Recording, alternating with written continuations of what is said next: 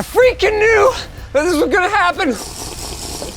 It is so bloody hot in the server room here in my new house. It's a confined space. It's insulated to keep all the noise away from the rest of the house, and it is chock full of computers. And the worst part is that this ain't even the half of it. We're gonna add 5 more systems for the LAN gaming room. Maybe another one for the family room. And when that happens, if anyone has the audacity to actually game on these machines, they're going to cook. Now here's the thing, we have cooling in here. This is an HVAC system, we got air conditioning. But that would be crazy. This heat isn't worthless, it's energy. And when there are so many parts of this house that require hot water, like the hot water faucets or the in-floor heating, why would I pay money to generate heat and then pay extra money to get rid of it?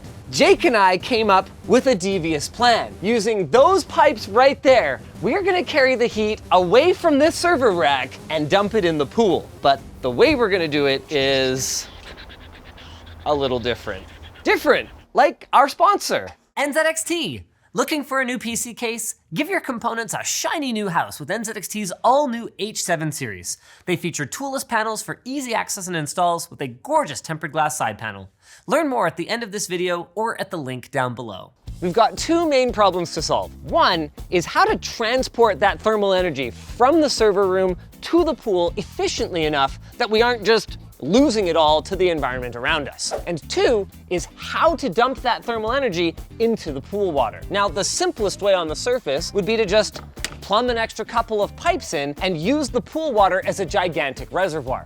But this raises some serious issues. First and foremost is that pool water is freaking nasty. Imagine, if you will, a microfin arrangement like this, but full of dead skin cell goo, hair, bits of leaves, and bird shit. Gross. And it gets even worse.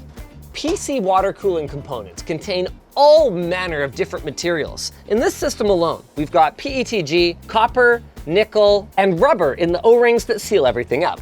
So even if I could filter out all of the debris, I'd still be running a very high risk of a reaction between all those materials and the chlorine and other chemicals that are added to pool water. A risk we don't have to take. I'm gonna walk you through our original plan. These pipes from the server room, we're gonna run into a heat exchanger. And when I say heat exchanger, you probably think of one of these, which is designed to take hot water and dissipate that heat to the surrounding air. But there's a different kind of heat exchanger called a fluid heat exchanger, where what you're actually doing is you're taking one cold fluid and one hot fluid and exchanging heat between them. They're super cool and actually really affordable. Unfortunately, this one's made of steel, which is gonna be a problem for, well, everything, I think. The good news is that you can get heat exchangers made out of more exotic materials, including titanium, which would have been perfect for our application. So easy peasy, right? You got your fresh distilled water going back to the server room here. You got your heat exchanger right here. You got your trench down to the pool, cold side, hot side, Bob's your uncle, you're done. At least that's what I thought until I talked to the pool contractors. I'm going, okay, your existing filtration system in the pool house. I want to plumb in the heat from the solar panels and the heat from the server room, and it's all like integrated and intelligently switches. And they looked at me and they're like, what? Which led me to a truly big brain idea. If pool water is causing all of my problems, corroding my computers, or adding filtration complexity to my dual loop heat exchanger concept, why don't I not pump it at all? I'll just take my fresh water, completely closed loop system, plumb it into a more traditional radiator, and then just let the water passively exchange heat with the fins. They haven't even poured the concrete yet, so I could do like a little alcove or something, put bars on it so that, you know, nobody accidentally sticks their foot in it. It'd be freaking perfect. I mean, sort of perfect, that's pretty janky, which is when I had a brain flash and my brain went from big to galaxy. Remember when I showed you guys the in-floor hydronic heating system here at the new house? You probably see where I'm going with this. If I can use one of these to heat up water, run it through plastic tubes encased in concrete and heat up the air, well then surely I could do the same thing in water, right? The plan then is to have our plumber, who actually says he's done something like this before. Really? Yeah, I know, right?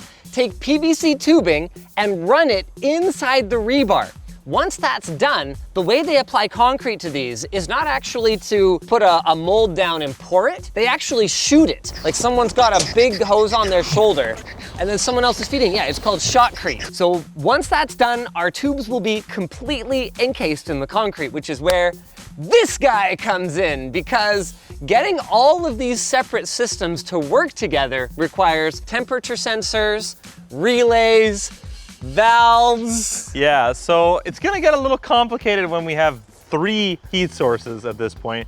And one of the heat sources, the server room, we actually have to make sure it doesn't get too hot, right? We don't want the computers overheating. Here's the plan. We're gonna do 2 separate loops. Yeah. The roof is gonna go into the walls. Conveniently, I already asked for extra insulation on the pool. Apparently they don't normally put foam in here. Is that just because we have such a moderate climate Yeah, here? it doesn't really leak out the sides. So we already have extra insulation, which means that our heating loop, the really hot one, is gonna not lose too much heat that way. It should mostly go into the pool. Then we're gonna do a second loop in the bottom. So the server room is mostly just going to be about cooling the water and less about heating the pool. Right, hopefully we can cool it enough that we basically don't have to use external radiators, although we'll have them just in case. So this would be hot no matter which way it goes. In the event that the pool is drained, we would have our cold come back from the radiator. Now, what are these? Servers also go burr. Oh, that makes sense. Alex usually does a better job of these. Basically, we've got 2 independent loops. Number 1 is taking heat from the sun, using it to heat up the water in the solar panels, which incidentally makes them run more efficiently. And they make electricity. Water-cooled solar panels. So we've got the hot water from that runs to this pump, which is running on a relay that is triggered by the temperature of the pool water. You've got your hot water going into this loop that goes around the walls of the pool, and then cold goes back up to the solar panels. Nice. Then, going into the floor of the pool, we've got our cold water going to a check valve to make sure that this never runs in reverse. It doesn't backflow. That would be super terrible. Especially because we have 2 zones. Cold water comes into our server, and there are a number of different ways that we can tackle this. Jake and I have talked about everything from running individual water blocks to the machines with just a big manifold on the wall, to doing one of those big water-cooled doors like they have at SFU. So that takes just the hot air from the room, exchanges it with this cold Well, water it's cool. The water doesn't radiator. even need to be that cold. That would probably be the best way to do it. Yeah. Anyway, we heat up the water somehow.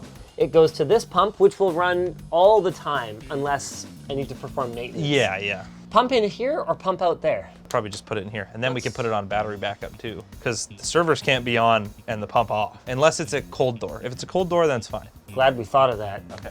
Yes. So inside. Then we've actually got a T here. Oh, So it'll go one of 2 ways. If the pool is calling for heat, then it will go to the pool. And this one would be our priority. We want to dump all of our pool heat in from this one. Yeah. Then, if the pool is not calling for heat, it can actually kick in this additional radiator. So this is not really a one or the other. This is a this or this and this. Do you have a way to get water Oh yeah, in here? right there. Oh, hi. You need a hose though. Yeah, no, You it's get a fine. hose? We'll use that one. If we tried to get it out of here, we're gonna end up doing like a wet t-shirt contest here. Speaking of which, this t-shirt available, lttstore.com. We could just walk over to the sink, you know? Yeah, I could. Wait, oh crap. What? Yeah, it's probably actually not best to introduce a bunch of air into that loop. He's not breaking things, I swear. This probably isn't the best time for me to tell you that there's an insurance lady here to do a walkthrough. You saw nothing. Hey, look, it's not leaking, Andy. That's good. Pardon me, coming through. Some good pressure. Some thick pumping right there. We just need some kind of temperature sensor in the water. This isn't a temperature sensor. This is actually a water leak sensor, but we're just gonna pretend like it's a temperature sensor, because look, oh, that water's really hot. It's pretty juicy, spicy, hot water. Ah, there you go, the pump turned on. We got There our you go. radiator, it's getting nice and cool. You'll probably have noticed that this is kind of similar to the hydronic heating system in the house, right?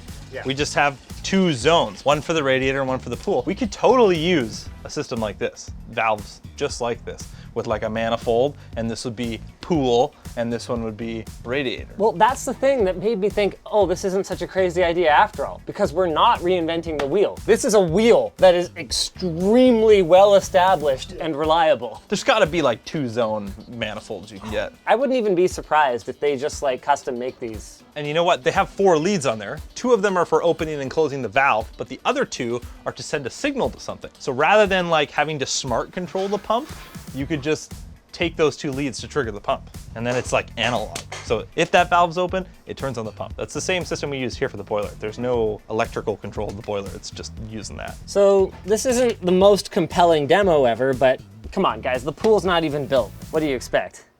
What you expect is this message from our sponsor, NZXT. What are you using that old rat's nest of a case for? NZXT just launched their all-new H7 case series.